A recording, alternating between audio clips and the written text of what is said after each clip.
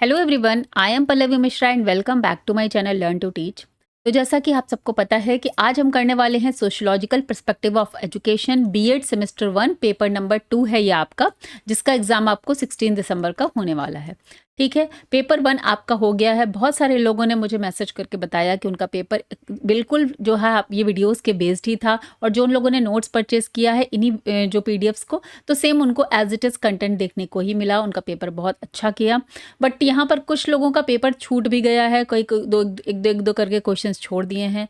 तो जैसा कि मैं आपको बता रही थी पहले से ही कि आपको राइटिंग प्रैक्टिस करनी है, 2 घंटे का में आपको सारा कुछ अटेम्प्ट करना होता है। तो प्लीज़ नेक्स्ट टाइम से इस फर्स्ट पेपर के एक्सपीरियंस से आप लोग छोड़ के कुछ मत आइएगा। अगर आपको नहीं भी आ रहा, आप 1 पेज में ही लिख दीजिए, आधे पेज में ही लिख दीजिए, बट लिख दीजिए। क्योंकि अगर आप लिखेंगे ही नहीं, देखिए ये एक सब्जेक्टिव पेपर है, 5 मार्क्स में शॉर्ट आंसर्स और 15 मार्क्स में लॉन्ग आंसर्स। ठीक है, अब मान लीजिए आप सब्जेक्टिव पेपर है इसलिए स्टैंडर्ड डिडक्शन तो होता ही होता है, कोई 5 में 5 नंबर आपको नहीं देने वाला है। ठीक है, अब नंबर कैसे मिलेंगे? या तो 3 मिल जाएंगे या तो 4 मिल जाएंगे, जैसा आपका प्रेजेंटेशन है, या 2 भी मिल सकते हैं। ठीक है, वो डिपेंड करता है एग्जामिनर पर और आपका प्रेजेंटेशन पर। अब मान लीजिए अगर आपने क्वेश्चन ही नहीं लिखा है, अगर आप आधा पेज भी कुछ लिख देंगे तो वो कम मुश्किल से 1 या आधा नंबर शायद दे दे या 2 भी दे दे। ठीक है, लेकिन अगर आप लिखेंगे ही नहीं तो आपको नंबर वो कहाँ पे देगा? तो मैं बार-बार इसीलिए कह रही हूँ, अब जो हो गया पेपर 1 में उसको भूल जाइए। जिन लोगों को भी थोड़ा-सा डिसअपॉइंटमेंट है कि मैं पूरा पेपर अटेम्प्ट नहीं कर पाया या कर पाई, तो डोंट वरी, अभी उससे सीख ले लीजिए और नेक्स्ट के पेपर अच्छे करिए। आपका पूरा जो ओवरऑल आपका जो बीएड है उसका डिग्री अच्छा ही मिलेगा आपको, उससे आप परेशान बिल्कुल मत होइएगा। ठीक है? और जिन लोगों को यहाँ से हेल्प मिल रही है वो कमेंट बॉक्स में लिखकर मुझे ज़रूर बताया करिए। मुझे भी एक मोटिवेशन मिलता है कि हाँ, जो मैं आप लोगों के लिए वीडियोज़ बना रही हूँ, वो आप इससे आपको हेल्प मिल रही है। ठीक है? और साथ में अगर आप लाइक और कमेंट करते हैं तो इन वीडियोज़ की रीच ज़्यादा से ज़्यादा लोगों तक पहुँचती है, तो उनको भी हेल्प होती है। जैसे कई लोगों ने मुझे मैसेज किया कि मैम मुझे आपका कल ही चैनल मिला है, मैं अब मुझे समझ नहीं आ रहा। तो ठीक है, तो इसलिए आप लोग अगर लाइक और कमेंट करते हैं तो उससे वीडियो की रीच जो है ज़्यादा से ज़्यादा लोगों तक पहुँचती है। जहाँ पर जो लोग भी कानपुर यूनिवर्सिटी से बीएड कर रहे हैं और इंग्लिश मीडियम के कंटेंट को पढ़ना चाहते हैं, या हिंदी इंग्लिश दोनों ही, क्योंकि एक्सप्लेनेशन तो मैं पूरा हिंदी में ही करती हूँ।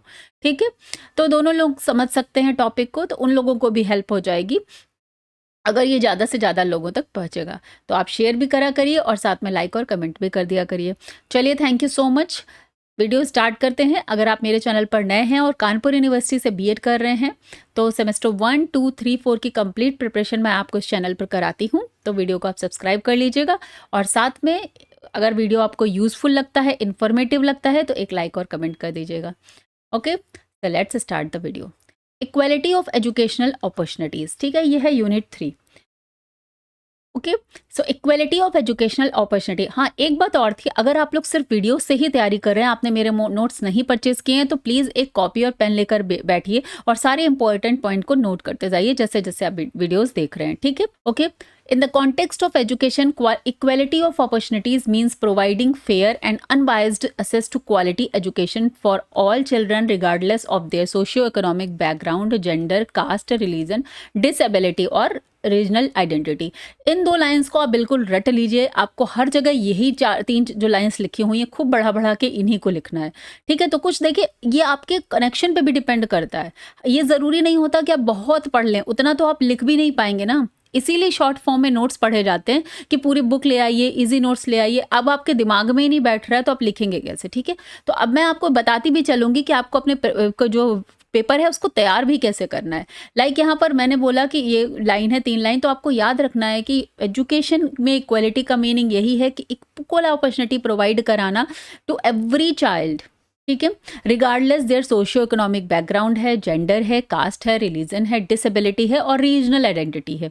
ठीक है, किसी भी स्टेट, क्योंकि वी ऑल नो दैट कि India is a diverse country. यहाँ पर स्टेट्स अलग हैं, लैंग्वेजेस अलग हैं, कल्चरल अलग हैं, ट्रेडिशंस अलग हैं, रिलीजन्स अलग हैं, जेंडर के बेसिस पर भी यहाँ पर पहले भेदभाव होता था। इसके अलावा सोशल इकोनॉमिक भी डिस्क्रिमिनेशन है कि भाई अपर क्लास, लोअर क्लास के लोग हैं। तो इसलिए इन तरह के सिचुएशंस में हम एक एजुकेशन के लिए क्या यहाँ पर रूल्स है, रूल कह सकते हैं, या आप क्या प्रावधान है कॉन्स्टिट्यूशन में कि equal opportunity we have to provide each and every child. It aims to eliminate all forms of discrimination and to promote an inclusive, just, democratic society. तो इसका मतलब यही है कि इसका एम क्या है, क्वालिटी ऑफ एजुकेशनल अपॉर्चुनिटी का एम यही बनता है कि आपको हर तरह के डिस्क्रिमिनेशन को ख़त्म करना है और प्रमोट करना है इंक्लूसिवनेस। इंक्लूसिव का मतलब यही होता है कि आप सब बच्चों को एक साथ एक छत के नीचे बैठाएंगे, जो आपको एक मदद करती है एक न्यायपूर्ण, डेमोक्रेटिक, लोकतंत्र सोसाइटी बनाने में। ठीक है, तो यही इसका मेन एम है। नेक्स्ट देख लेते हैं, the Indian constitution uphold the principle of equality through. तो अब इंडियन कॉन्स्टिट्यूशन में इस तरह इसको कैसे डिफाइन किया गया है, कैसे जस्टिफाई किया गया है। आर्टिकल नंबर 14 कहता है equality before law. Article number 15 कहता है प्रोहिबिशन ऑफ डिस्क्रिमिनेशन। आर्टिकल नंबर 21 ए कहता है right to education act. Article number 46 कहता है promotion of educational and economic interest of schedule caste, schedule tribes and other weaker section, जहां पर हमको रिजर्वेशन एंड ऑल प्रोवाइड कराया जाता है। ठीक है, तो ये आर्टिकल्स याद रख लीजिएगा। इससे ये मतलब अगर आप आर्टिकल्स को ऐसे ही लिख देंगे तो थोड़ा सा एग्जामिनर को भी समझ में आता है कि हाँ, पढ़ के आए हैं आपको नॉलेज है इन सारी चीज़ों की। Equality in education means providing the same learning opportunities to all children regardless of their background. तो ये चीज़ हमने ऑलरेडी पहले से डिस्कस की है। ठीक है, मैं थोड़ा सा फास्ट भी करने की कोशिश करूंगी जिससे आपका पूरा जो है टॉपिक जल्दी कवर हो जाए, क्योंकि वी ऑल नो दैट कि अब टाइम बिल्कुल भी नहीं है। ठीक है, for example a school giving the same access to science labs and sports for both boys and girls promote equality. तो एग्जाम्पल मैंने यहाँ पर डाल दिया है जिससे समझने में आसान हो जाए कि जैसे कि एक स्कूल में, और आप भी ऐसा कर सकते हैं कि एग्जाम्पल के थ्रू वहाँ पर अपने कंटेंट को थोड़ा और बढ़ा दें, लिख दें, डाल दें वहाँ पर कि जैसे कि इस आज कल आप देखते हैं कि अब ऐसा कहीं भी नहीं है कि लड़कियाँ ये काम नहीं कर सकती, लड़के ये काम नहीं कर सकते। हर जगह पायलट है, इंजीनियर हैं, डॉक्टर्स हैं, मीन्स लड़कियाँ हर जगह बराबरी से लड़कों के साथ आगे बढ़े, चाहे साइंटिस्ट बन रहे हैं, कहीं भी किसी भी फील्ड में आप जा रहे हैं। ठीक है, तो एक एग्जाम्पल के थ्रू समझाएगी कि साइंस लैब में या स्पोर्ट्स में बॉयज़ एंड गर्ल्स दोनों को ही प्रमोशन इक्वलिटी में इक्वल है, ऐसा किसी के साथ कोई जो है बाउंडेडनेस, अनबायस्डनेस नहीं है। ठीक है, चलिए, equality of educational opportunities in different context. अब जैसा कि वी ऑल नो दैट कि एक सब्जेक्टिव पेपर है, अगर ये पूरा क्वेश्चन ऐसा आ जाता है कि आपको ये पूरा डिस्क्राइब करना है इन डिफरेंट कॉन्टेक्स्ट, तो आप कैसे करेंगे। ठीक है, वो तो हमने एक एक लाइन में बताया। अब देखिए, शॉर्ट क्वेश्चन में वो चीज़ आती है तो आप उस तरीके से लिखिए, लॉन्ग क्वेश्चन में आता है तो इसी को फिर से आपको बढ़ा के लिखना पड़ेगा। सबसे पहले तो जेंडर इक्वलिटी की बात होती है। Girl offer face social barriers like early marriage, household duties which hinder their schooling. Equal opportunities means promoting girls education through scholarships, free text book and safe school environment. तो देखिए, हमेशा एक equal opportunity का मतलब यही है कि अब अगर गर्ल्स को में पहले तो सामाजिक ही इतना जो है बाउंडेडनेस थी कि शादी कहीं जल्दी हो रही है, कहीं घर के काम में कर रहे हैं, लड़के नहीं करेंगे, लड़कियां ही करेंगी, तो इस तरह की चीज़ों से जो है उनकी एजुकेशन ऐसे ही हिंडर हो जाती थी, उनमें रुकावट पैदा होती थी। नाउ यहाँ पर अब प्रमोट क्या किया जा रहा है, लोगों को बोला जा रहा है कि नहीं, अगर आप लड़कियों को स्कूल भेजेंगे तो हम उनको अलग से स्कॉलरशिप देंगे, उनके लिए ऊपर आपको कोई खर्चा नहीं करना है, आप उनको फ्री टेक्स्ट बुक्स भी देंगे, उनके लिए सेफ स्कूल इन्वायरमेंट क्रिएट करेंगे, उनको वैसी सुविधा देंगे, क्योंकि बहुत सारे लोग गाँवों में, रूरल एरिया में लड़कियों को घर नहीं भेजना चाहते हैं, सेफ्टी भी कंसर्न रहता है उसमें, तो इस तरीके से उनको प्रमोट करना, तो ये इक्वल अपॉर्चुनिटी देना। अब जो ऑलरेडी जिसके पास कोई प्रॉब्लम है उसी के को थोड़ा सा इनकरेज करने के लिए हम एक्स्ट्रा एडवांटेज भी देते हैं। तो इसी तरीके से रिजर्वेशन भी एक इसका ही वो जो है प्रोसेस है कि दोनों को उनको भी थोड़ा आगे लाने के लिए थोड़ी सी उनको जो है एक्स्ट्रा एडवांटेज दे दी गई। तो एडवांटेज तो इसीलिए दी जाएगी जिससे वो भी समाज में इक्वलिटी पर आ पाएँ लड़कियाँ। अब उसमें क्या आ गया, बेटी बचाओ बेटी पढ़ाओ स्कीम लॉन्च की गई टू इनकरेज गर्ल चिल्ड्रन, तो कि अगर आप बेटियाँ हैं तो उनको इस तरीके से आपको सरकार की तरफ से मदद दी जाएगी। Girls and womens have historically face discrimination, तो यही बात है कि हिस्टोरिकली फेस डिस्क्रिमिनेशन, कोई आज की एक दिन की बात ऐसी नहीं है। नाउ तो बहुत कुछ चेंज हो गया है। अब तो जितने भी पढ़े लिखे घर हैं, मैंने कहीं भी ऐसा नहीं देखा है कि लड़के लड़कियों में कोई भेदभाव है, सभी इक्वली आगे बाहर आ रहे हैं और सभी अपना अपना रोल प्ले कर रहे हैं। Access to education, equality in gender means equal enrolment and retention of girls in schools and colleges, safe supported school environment, gender sensitive curriculum and pedagogy. ठीक है, तो जेंडर सेंसिटिव पेडागोजी का मतलब यही होता है कि पहले क्या पढ़ाया जाता था कि मम्मी घरों में, स्कूल में एक छोटा सा एग्जाम्पल लेते हैं, बुक्स में यही बताया जा रहा है कि मम्मी घर में खाना बना रही है और पापा ड्यूटी करने जा रहे हैं। ठीक है, तो क्या हो रहा है, उससे बच्चे के दिमाग में तो यही आ रहा है कि बीइंग अ बॉय वो बाहर जाएगा और बीइंग अ गर्ल, जो गर्ल है वो घर में खाना बनाएगी, वो घर में झाड़ू पोछा करेगी, वो घर में सारे काम करेगी। ठीक है, तो अभी करिकुलम में चेंज आता ये है कि अब उनको ये भी ऐड किया जाता है कि कौन कौन सी लड़कियां क्या क्या अचीव कर रही हैं, उनकी बायोग्राफीज, उनकी चीज़ें भी आप उसमें करिकुलम में ऐड करते हैं। नेक्स्ट देख लेते हैं caste. Children from schedule caste face exclusion discrimination in some areas. तो देखिए ये चीज़ पहले तो बहुत थी, लेकिन अभी हो सकता है कि कहीं कहीं पे हो, मैं बेसिकली नहीं देख पा रही हूँ, ऐसा मैंने नहीं देखा अपने सराउंडिंग में। बट हाँ, हो सकता है कि रूरल एरियाज में आज भी ये डिस्क्रिमिनेशन हो, कि एक्सक्लूजन हो रहा है, मीन्स जो जिनको अपर लोअर क्लास मानते हैं उनको समाज में थोड़ा सा एक्स्ट्रा एक्सक्लूड करके रखा जाए। तो equality means removing such biasness, offering special support like reservations and mid day meal.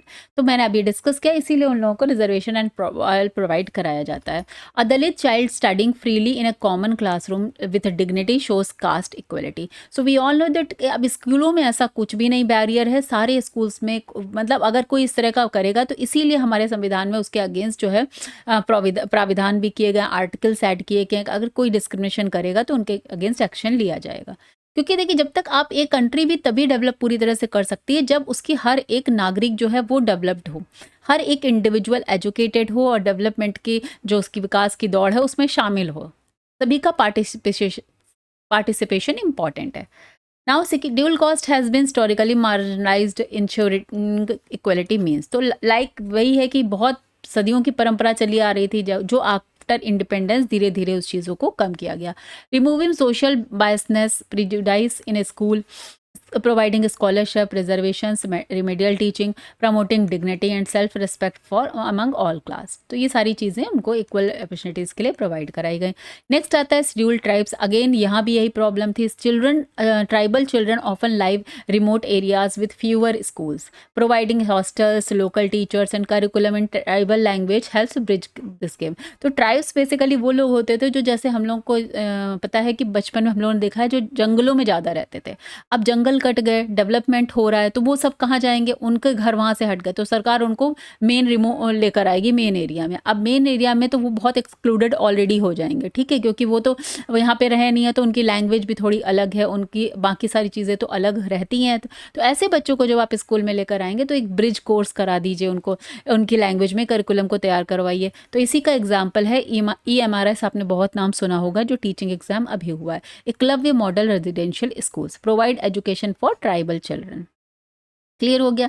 Tribal children often live in remote areas with inadequate schooling facilities. So यहाँ पर उनके लिए establishing school in tribal region including tribal culture and language curriculum and providing hostel facilities and transport. ठीक है, तो ये सारी चीज़ें बहुत कॉमन सी हैं, इसमें कोई ऐसी डिफिकल्टी नहीं है कि एक एक लाइन में एक्सप्लेन करूँ। चलिए नेक्स्ट देखते हैं चिल्ड्रन विथ डिसेबिलिटी। तो disabled children require special facilities like ramp, Braille books and inclusive classroom. तो देखिए अब आपने देखा होगा जो अभी पब्लिक ट्रांसपोर्ट में या पब्लिक एरियाज़ में भी आपको जगह जगह पर रैम्प देखने को मिलते हैं। तो वो किस लिए होते हैं कि अगर व्हील चेयर वाला है कोई इंसान तो वो रैम्प से अच्छा जा सके। इसके अलावा ब्रेल बुक्स भी आती हैं, और इसके अलावा आप देखते हैं जैसे लिफ्ट में जाइए या ट्रेन में आपने नोटिस किया होगा कि ब्रेल में लिखा रहता है। ठीक है, तो वो क्यों लिखा रहता है, बिकॉज जो लोग नहीं देख पा रहे हैं, जिनको कुछ प्रॉब्लम है, तो वो ब्रेल से उस चीज़ को समझ सकेंगे। इंक्लूसिव क्लासरूम का यही मतलब है। तो equality means modifying the learning process to suit their needs. तो इक्वालिटी का मतलब यही है, कहीं ना कहीं थोड़ी बहुत, देखिए विजुअली इम्पेयर्ड है या हियरिंग लॉस है, देन ये बिग बात है, इसको आप इंक्लूजन में नहीं कर सकते, बट छोटी मोटी जो लर्निंग डिसेबिलिटीज़ हैं उसके लिए आप उनको इस इंक्लूसिव क्लास में पढ़ा सकते हैं। लाइक यहाँ पर देखिए लिखा है, visually impaired student using audio books in class and inclusive step. Implementing inclusive education policy, providing necessary aids like braille, ramps and assistive devices, trained special educators, customized teaching methods। तो इस तरह से स्कूलों में स्पेशल टीचर्स रखे जाते हैं, customise करना है टीचिंग मेथड्स को उनके अकॉर्डिंग भी। नेक्स्ट आता है हमारा religious and linguistic minorities. Religious and linguistic minorities should be able to access education without losing their identity. अब जैसे कि आप जानते हैं, हम लोगों ने बात करी हुई है कि रिलीजन्स अलग अलग हैं, साथ में लैंग्वेजेस अलग अलग हैं, तो वो जो माइनॉरिटीज़ में आते हैं तो उनको भी इक्वल अपॉर्चुनिटी प्रोवाइड करना विदाउट लूजिंग देयर आइडेंटिटी। मतलब ये नहीं कहेंगे कि नहीं हम उनकी आप अपना नहीं फॉलो करिए, जो हम पढ़ा रहे हैं वही करना है, नहीं, उनको अपनी आइडेंटिटी को लूज़ नहीं करना, but they can access education जो है वो इक्वल एजुकेशन की जो उनकी अपॉर्चुनिटी है वो उनको प्रोवाइड कराई जाएगी। Equality means respecting their culture and language in schools. A Muslim child learn Urdu along with English Hindi ensures cultural respect. ठीक है, तो यहाँ पर सभी धर्मों का वही बात है कि आप अपने धर्म को फॉलो करिए, उसको कोई किसी के धर्म पर कभी ना रिस्पेक्ट करने। अगर बच्चे स्कूल में साथ में पढ़ते हैं तो देखिए, फ्रेंड के बीच में कोई रिलीजन काम नहीं करता है, दे ऑल आर फ्रेंड्स।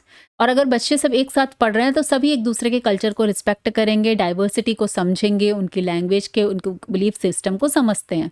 ठीक है, तो वही यहाँ पर एग्जाम्पल में लिखा है, दे मे फेस नेग्लेक्ट और bias in education system, so respect for diversity in culture and language and belief system, mother tongue based education in early years and protection of minority rights under article 30।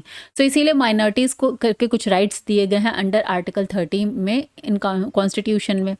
ठीक है, तो ये सारी चीज़ों से उनको जो है अर्ली ईयर्स में उनकी खुद की लैंग्वेज में पढ़ाया जाना, ये सारी इक्वलिटी के लिए जो है सुविधाएं प्रोवाइड कराई गई हैं। नेक्स्ट देख लेते हैं, role of the teacher in equalization of educational opportunities. ठीक है, तो बीइंग अ टीचर, आपका ये एजुकेशन का पेपर है बीएड का, तो आपको यहाँ पर ये पूछा जा सकता है क्वेश्चन कि what is the role of teacher.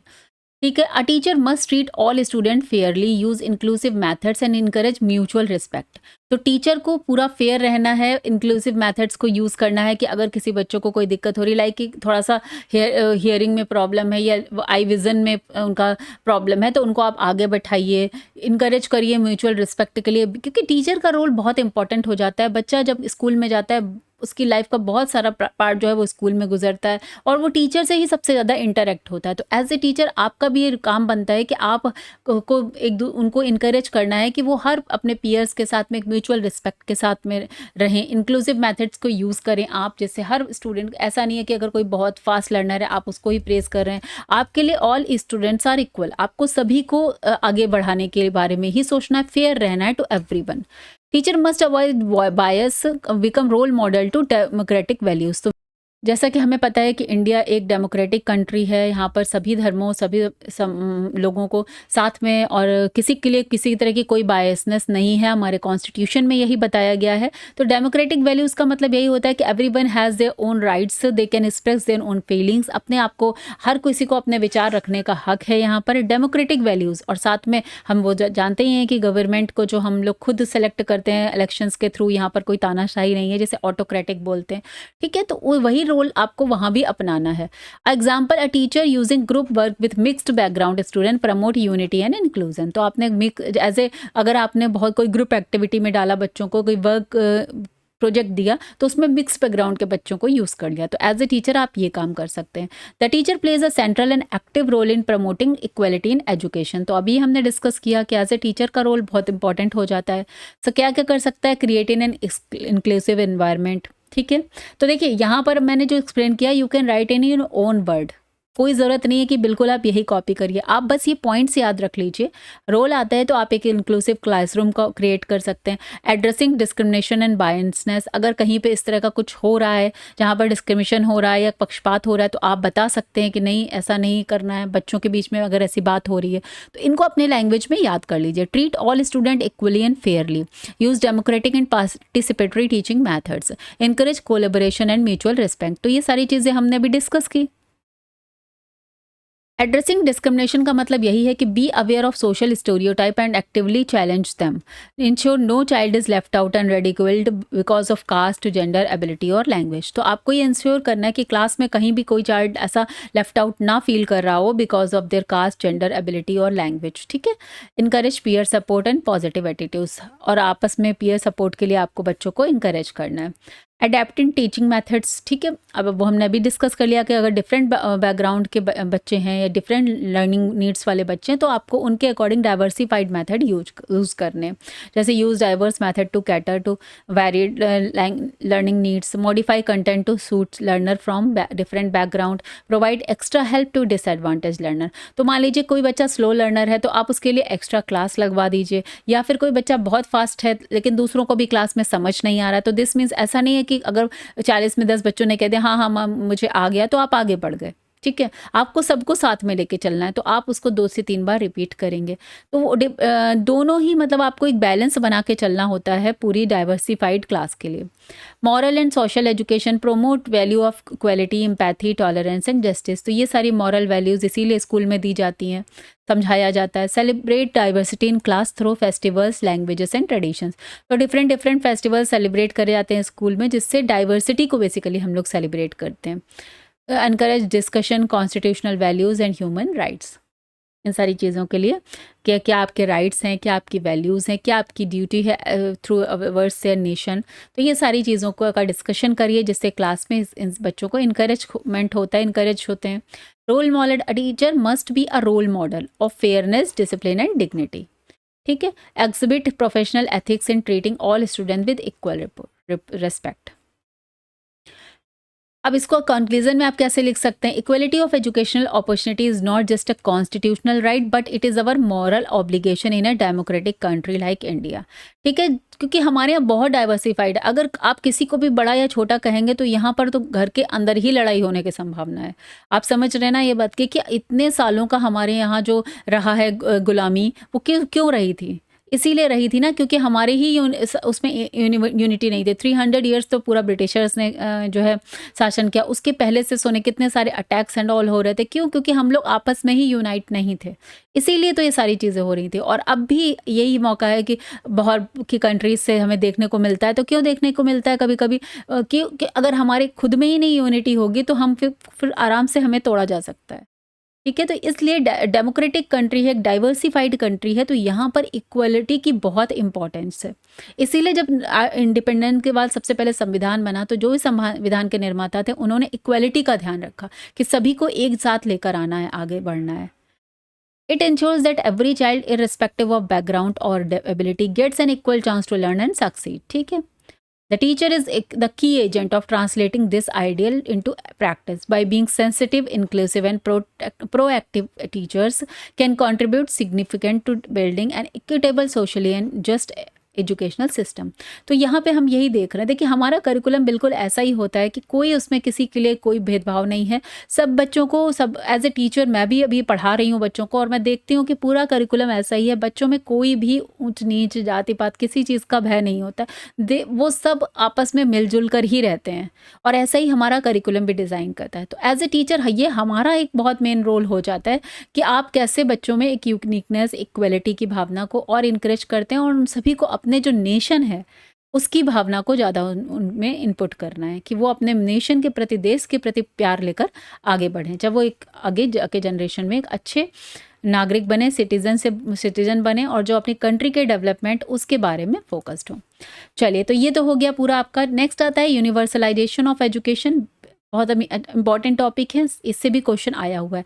पहली बात मैं ये बताना चाहूँगी, जितना भी यहाँ नोट्स में इंक्लूडेड हैं वो सारे आपके टॉपिक्स हैं, वही इंक्लूडेड हैं जिनसे क्वेश्चंस आए हुए हैं। एक्स्ट्रा कुछ भी यहाँ पर मैं आपको वीडियोस में नहीं पढ़ा रही हूँ, ठीक है। यूनिवर्सलाइजेशन ऑफ एजुकेशन का मीनिंग क्या है? Making elementary education up to class 8 free, compulsory, available to all children, again regardless of caste, general, religion, region and socio economic status. तो इन 4-5 वर्ड्स को याद कर लीजिएगा कि जो भी है वो सबके लिए बराबर है, कोई डिस्क्रिमिनेशन नहीं है on the basis of caste, gender, religious, region, socio economic status, ठीक है। लैंग्वेज भी डाल दीजिए, तो आपका एक वर्ड और बढ़ गया। It is both a constitutional mandate in Article 21A and a national goal aimed at ensuring that every child 6 से 14 साल का जो है उसे इक्वल अपॉर्चुनिटी स्कूल में मिले। तो यूनिवर्सलाइजेशन का मीनिंग क्या है ये अपने दिमाग में बैठा लीजिए। इसका मतलब है कि making elementary education up to class 8 सभी के लिए फ्री होगी और कंपलसरी होगी। तो कंपलसरी का मतलब यहाँ पर ये आ जाता है कि आपको बच्चों को इनकरेज करना है, आपको स्कूल तक लेकर आना है कि आपको स्कूल में अपने बच्चों को पढ़ाना है, पेरेंट्स को इनकरेज करिए, ठीक है। फॉर एग्जाम्पल के लिए a rural child and urban child should get both equal access to free education under the right to education act 2009। और इसको तो हमने अच्छे से डिस्कस कर लिया, राइट टू एजुकेशन एक्ट को, यूनिट 4, इसीलिए मैंने पहले करा दी। Universalization of education is a constitutional promise, ये कॉन्स्टिट्यूशन हमारे संविधान में एक प्रॉमिस है एंड अ नेशनल प्रायोरिटी, और हमारे देश के जो इश्यूज हैं उसमें मेन इशू है, प्रायोरिटी बेसिस इशू है। But it faces serious barriers due to inequality and discrimination and marginalization, early age poverty and gender bias. तो लेकिन कभी इसमें ये हमने बहुत प्रमोट किया और आज़ादी के बाद से आज तक मुझे बहुत चेंजेस दिखते, फिर भी हमने सुना है, ऐसा सुनते हैं कि अभी भी जो रिमोट एरियाज़ हैं, जो गांव के एरियाज़ हैं, उनमें इस तरीके के जो है इनइक्वालिटी दिखाई पड़ती है, डिस्क्रिमिनेशन दिखाई पड़ता है। That is not good. But हाँ, काम भी हुआ है, ऐसा नहीं कहेंगे कि काम हुआ ही नहीं है। Teachers, policy makers and the community must work together to create an inclusive and supportive just educational environment for every child feels valued and empowered। तो ऐसा as a teacher, as a community, policy makers, इन सब को ये ensure करना है, काम करना चाहिए to create an inclusive environment उन बच्चों के लिए जो इस तरह से नेग्लेक्टेड हैं, उनको फील हो कि हाँ वो भी वैल्यूड हैं, वो भी जो है अपने आप में कुछ बन सकते हैं एजुकेट होने के बाद। Universalization of education is not just about enrolling children in school, ensure भी करना है, सिर्फ इनरोलमेंट बढ़ा लेना नहीं है कि बच्चे स्कूल आके इनरोल कर लें, but ensuring equality, quality and dignity for all. सिर्फ स्कूल में बच्चों का आ जाना ही काफ़ी नहीं है, उनके साथ सही बिहेवियर होना, समानता का बिहेवियर होना, क्वालिटी एजुकेशन प्रोवाइड करना, डिग्निटी के साथ वो क्लास में रहें, ये सारी चीज़ों की भी इंश्योरिंग इम्पॉर्टेंट है। To achieve this, we must remove barriers like social discrimination, marginalization, poverty and gender biasness। तो गरीबी है, जेंडर बायसनेस है, लड़कियां में भेद है अगर, या मार्जिनलाइजेशन बाहर के एरियाज़ में है, डिस्क्रिमिनेशन अगर है सोसाइटी में, तो ये सारी चीज़ें इस तरह के जो हमारे जो प्रोग्राम्स होते हैं या स्कीम्स होती हैं उसमें कहीं ना कहीं हिंडरेंस हो जाती है। चलिए देख लेते हैं मेजर इश्यूज। देखिए ये तो शॉर्ट हो गया, लेकिन अगर इसी पर लॉन्ग क्वेश्चन आता है तो आप कैसे लिखेंगे वो देख लेते हैं।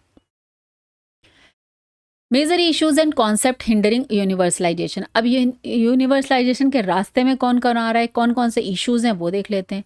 इनइक्वालिटी, ठीक है, there is a wide gap in ability of schools, teachers, facilities between urban and rural areas and among socio economic groups.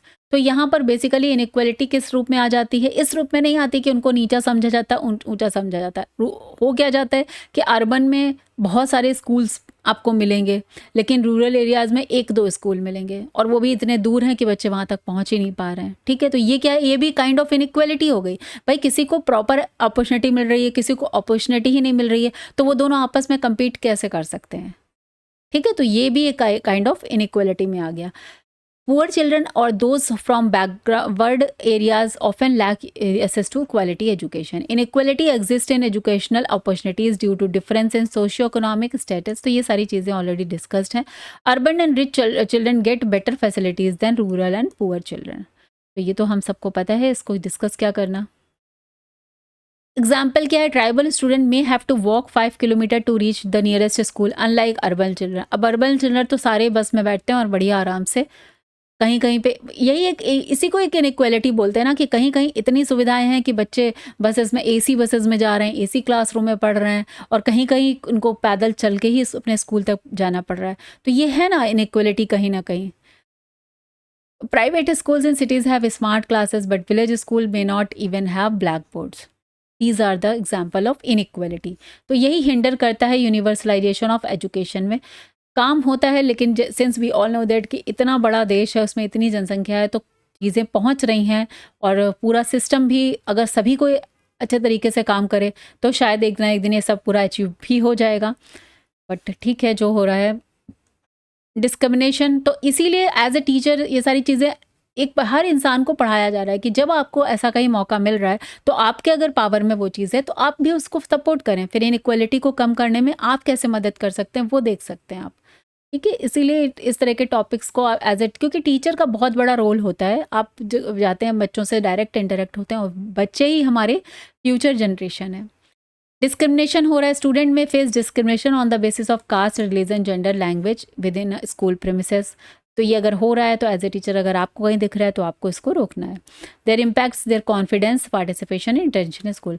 तो अगर इस तरह का डिस्क्रिमिनेशन होता है तो बच्चों का कॉन्फिडेंस लूज होता है, they don't feel good to go to school, maybe वो जाए नहीं स्कूल, पार्टिसिपेट नहीं करें किसी चीज़ में। Children face discrimination based on caste, gender, religion. तो it leads to exclusion, low participation, school drop out. तो ये तो ऑलरेडी डिस्कस्ड है। A Dalit child being asked to clean toilets in school reflects deep rooted caste bias. तो ये एक example है। I don't think अभी ये होता है ऐसा, बट पहले सुना है, देखा है आप कि ऐसा होता था, ये चीज़ सुनी हुई है। Gender bias and early marriage देख लेते हैं। Many girls drop out of school due to household responsibilities, early marriage or lack of toilets in school. This deeply affect girls' education. ठीक है, तो ये पहले होता था इस तरह से, बट अभी बहुत सारा इम्प्रूवमेंट किया गया, गाँवों में भी सुधार हो रहा है। Girl often drop out due to early marriage, domestic responsibilities, lack of separate toilet. ये लाइन रिपीट हो गई है लग रहा मुझे। So deep rooted patriarchy views girls education as less important. तो जहाँ पे ये समझा जाता है कि भाई मेंस की एजुकेशन ज़्यादा इंपॉर्टेंट है, गर्ल्स की उतनी इंपॉर्टेंट नहीं है, तो इसकी वजह से भी एक बायसनेस हो जाती है। In rural areas a girl may be married at 15 and never return to school. ठीक है, marginalization of weaker sections, marginalized group like schedule caste, schedule tribes, minorities, girls and disabled children are often pushed to the periphery and denied full participation in education. Their voices and needs are often ignored. तो ये सारी चीज़ें भी discuss ही कर ली हैं। Children from SC, STs, minorities and other minorities, marginalized groups, communities face social and educational exclusion. The curriculum often ignores culture and language. तो सही कई बार होता है कि करिकुलम ही ऐसा बन गया है जहाँ पे कल्चर और लैंग्वेज बैरियर बन रहा है, मतलब लैंग्वेज ही नहीं आ रही बच्चे को। ठीक है, example, a tribal girl dropping out because lessons are not in her mother tongue like Santhali. ऐसा है ना, ये लोकल लैंग्वेज शोज मार्जिनाइजेशन। तो ये भी कहीं ना कहीं बैरियर बन रहा है। अब चाइल्ड लेबर एंड पॉवर्टी, ये तो बहुत मेन मुझे लगता है ये मुद्दा है, क्योंकि गरीबी की वजह से लोग अपने बच्चों को काम पर लगा देते हैं। Poor children are often expected to earn for their families instead of studying, even in they enroll they lack essential books, uniforms और transport. Economic constraints force children to work instead of attending school. Many poor children can not afford books, uniform and transportation. ठीक है, तो ये सारी चीज़ें भी आ गई। A boy selling vegetables in the market instead of attending school shows economic compulsion.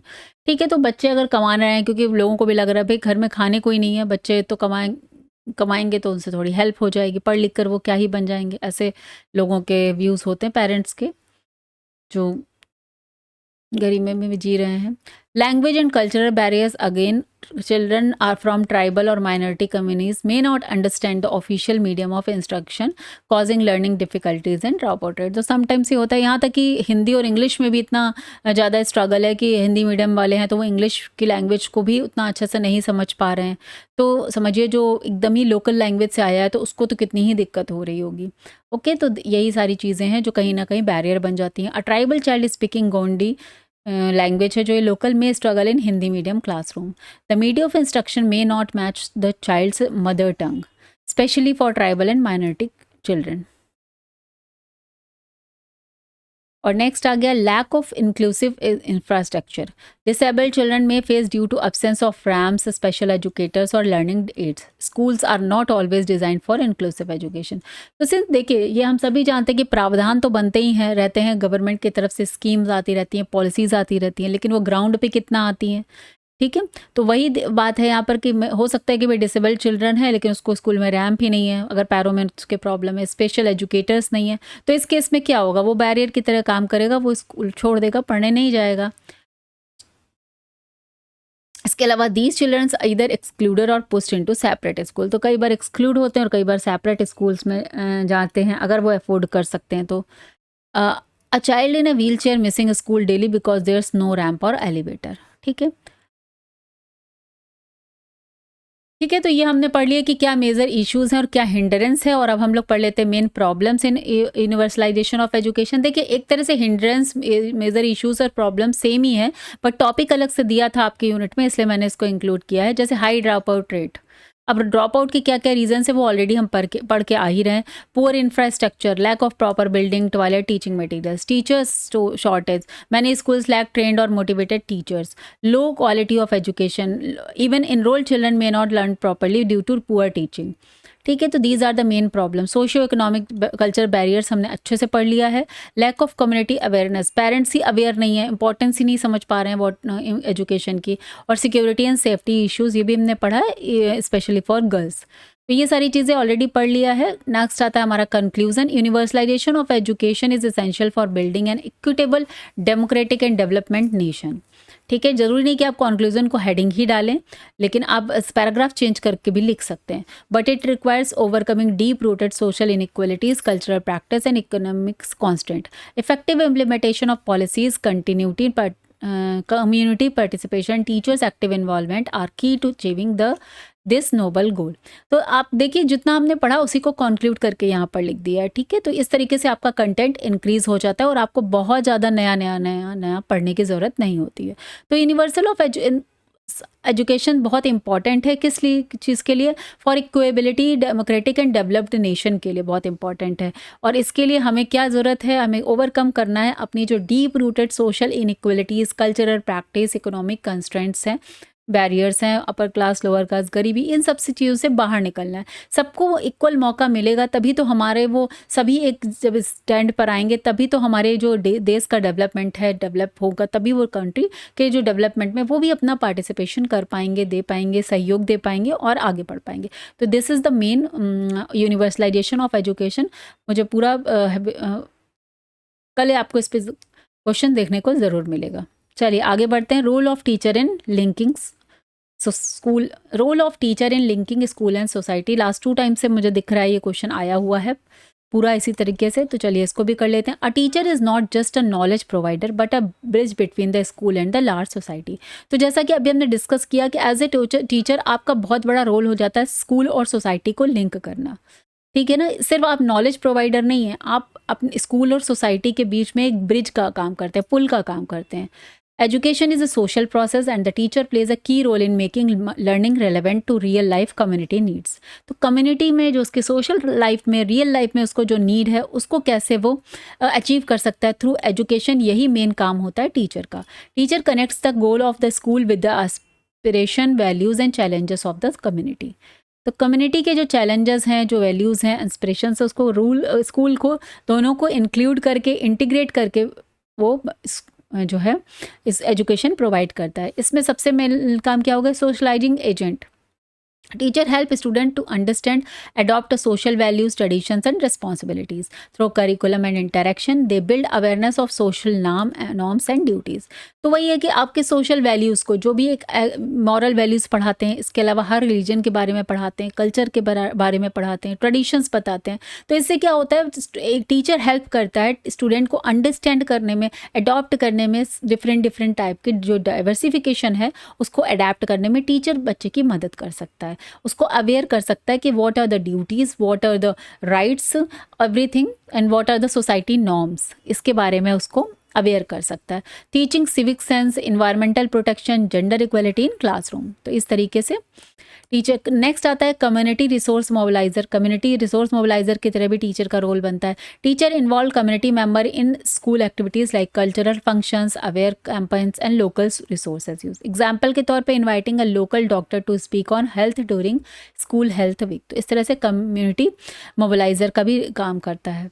Next आता है communication between school and parents. Teacher acts a link between school and families by informing parents about their child's progress, attendance and needs. They also explain school goals, involve parents in decision making, जो PTMs में किया जाता है regularly, example के तौर पे।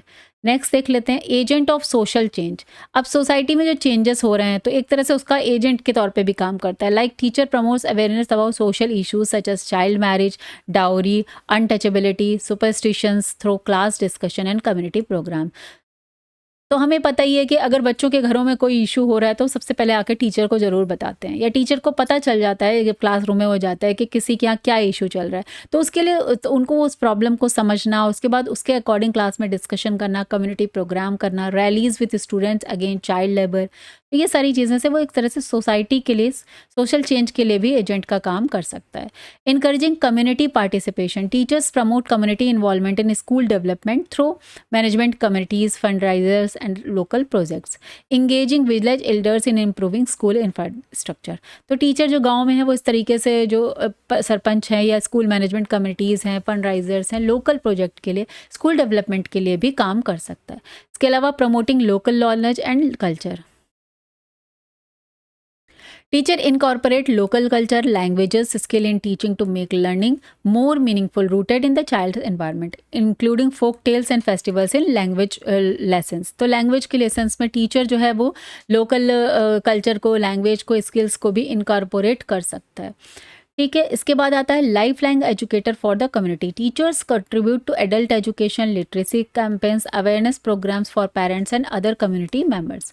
तो teacher जो है यहाँ भी कंट्रीब्यूट कर सकता है, हेल्प कर सकता है एडल्ट की एजुकेशन में, लिटरेसी प्रोग्राम या कैंपेन चलाने में, अवेयर कर सकता है पेरेंट्स को कि what is the importance of education. इन सारी चीज़ क्लास में, रूम में, इवनिंग की क्लासेस लेके कुछ लोगों को पढ़ा, जो एडल्ट हैं गाँव में जो पढ़े लिखे नहीं हैं, तो उनको भी कहीं ना कहीं पढ़ा सकते हैं आप, हेल्प कर सकते हैं उनको. तो इस तरह की आप जो लाइफ लॉन्ग एजुकेटर का काम भी कर सकते हैं. फिर आता है मॉरल एंड एथिकल गाइड. तो यही है कि अगर बच्चों को आप ऑनेस्टी, कोऑपरेशन, टॉलरेंस, पैट्रियोटिज्म, इन सब के बारे में बताते हैं स्कूल में, तो आप कहीं ना कहीं उनके अंदर ये वैल्यूज़ इंस्टिल कर सकते हैं, भर सकते हैं as a teacher. Guiding student during conflict resolution through dialogue and empathy. Next आ गया आपका curriculum customizer as per community needs. तो अब यहाँ पर करिकुलम के जो आपका है डिज़ाइन होता है, उसमें भी आप एज ए टीचर हेल्प कर सकते हैं, क्योंकि आप जो है ग्राउंड लेवल पे काम कर रहे हैं. जितना भी पूरा एजुकेशन सिस्टम है उसमें जो ग्राउंड लेवल पे काम कौन कर रहा है? टीचर कर रहा है, क्योंकि टीचर प्रेजेंट है क्लास में, वो समझ रहा है कि जो पढ़ाया जा रहा है बच्चे उसको किस तरीके से समझ रहे हैं, तो किस तरीके से वो उसको ले रहे हैं, उसमें और क्या अच्छा किया जा सकता है, जैसे कि whether it's sanitation, water scarcity, farming techniques और हेल्थ. इन सारे बारों में बच्चों को अवेयर करा सकता है. कम्युनिटी की नीड्स के अकॉर्डिंग करिकुलम डिज़ाइन कर सकते हैं. Role model for social responsibility. तो teachers model good citizenship, punctuality, respect for diversity, social responsibility which student carry into society. तो एज ए टीचर देखिए, ये एक रोल मॉडल होता है पूरी सोसाइटी के लिए, उसकी रिस्पॉन्सिबिलिटी हो जाती है. टीचर कोई ऐसा प्रोफेशन नहीं है, इसमें बहुत जिम्मेदारी का काम है, बिकॉज आप बच्चे के उस फेज़ को यहाँ पर पढ़ाते हैं जो सबसे ज़्यादा डेवलपिंग फेज़ होता है. बच्चा उसमें सबसे ज़्यादा चीज़ें सीखता है, अडेप्ट करता है, बल्कि उसकी पूरी पर्सनैलिटी वहीं से शेप होती है. तो एज ए टीचर आपका ये अगर आप रोल मॉडल की तरह हैं, गुड सिटीजनशिप आप बच्चों को बताएंगे, पंक्चुअलिटी बताएंगे, रिस्पेक्ट करना सिखाएंगे डाइवर्सिटी के लिए, सोशल रिस्पॉन्सिबिलिटी आपकी क्या क्या है towards your country, towards your society, towards your nation, towards your earth भी आ जाता है, क्योंकि अभी तो आप देख रहे हैं एनवायरमेंटल इतने इश्यूज़ हो रहे हैं कि आप बच्चों को बता सकते हैं कि पोल्यूशन के क्या जो है नुकसान है, आपको किस तरीके से आप हेल्प कर सकते हैं. सिंपल सा एग्जाम्पल मैंने पोल्यूशन का लिया. तो इस तरीके से आप बच्चों के लिए बहुत एज ए रोल मॉडल का वो काम करता है. तो टीचर का बहुत इंपॉर्टेंट रोल है सोसाइटी और जो स्कूल को लिंक करने में. A teacher who votes regularly, recycles, respect for all religion, inspire करेगा स्टूडेंट को. कंक्लूजन में आप लिख सकते हैं, in essence a teacher serves dynamic link between school and society, shaping students into responsible citizen who understand and contribute to their community. ठीक है, when schools and society work in harmony through the teacher, education become a powerful tool for national development. चलिए, तो यहाँ पर आपकी हो गई है unit number 3 complete. Unit number 4 हमने ऑलरेडी कंप्लीट कर ली है. एक टॉपिक और बचा है, उसको भी मैं कोशिश करूँगी आपका करवा दूँ. चलिए, अगर आपको वीडियो यूज़फुल और इन्फॉर्मेटिव लगता है तो चैनल को सब्सक्राइब करिए, लाइक और कमेंट करिए. मिलते हैं नेक्स्ट वीडियो में. Till then bye bye, take care and all the best.